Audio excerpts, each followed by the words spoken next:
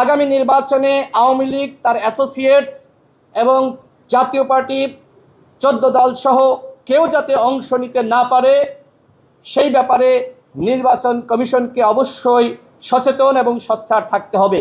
অন্যথায় যে কোনোভাবেই আওয়ামী লীগ সুযোগ পাক না কেন, ওই আপার ভোট কিন্তু জাপায় গিয়ে পড়বে এবং আজ হোক কাল হোক আওয়ামী লীগ কিন্তু ভিন্ন নামে ফিরবে।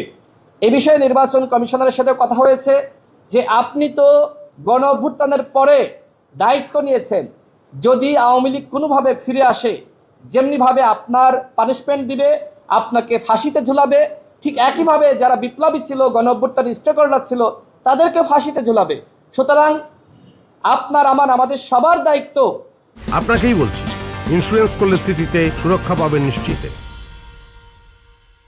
এই ফ্যাসিবাদকে কিভাবে প্রতিহত করা যায়, কিভাবে নির্মূল করা যায়, এবং একই সাথে আমরা যারা ফ্যাসিবাদ বিরোধী শক্তি ছিলাম তাদের মধ্যে গণতান্ত্রিক যে চর্চা সেটি অব্যাহত রাখা যায়। তিনি আরেকটি কথা বলেছেন যেটি আমি বলতে ভুলে গিয়েছিলাম, যে বিভিন্ন রাষ্ট্রদূত বা বিদেশিরা এসে তাকে ইনক্লুসিভ নির্বাচনের কথা বলে।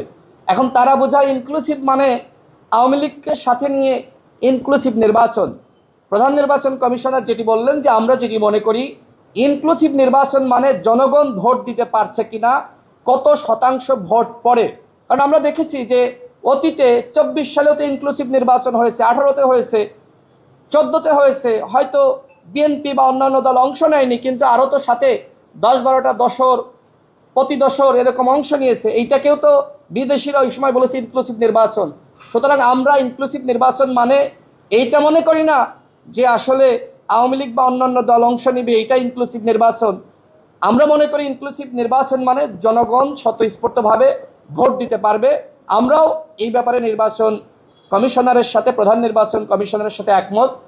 দলের জেলা পর্যায়ে কমিটি রয়েছে, উপজেলা পর্যায়ে কমিটি রয়েছে।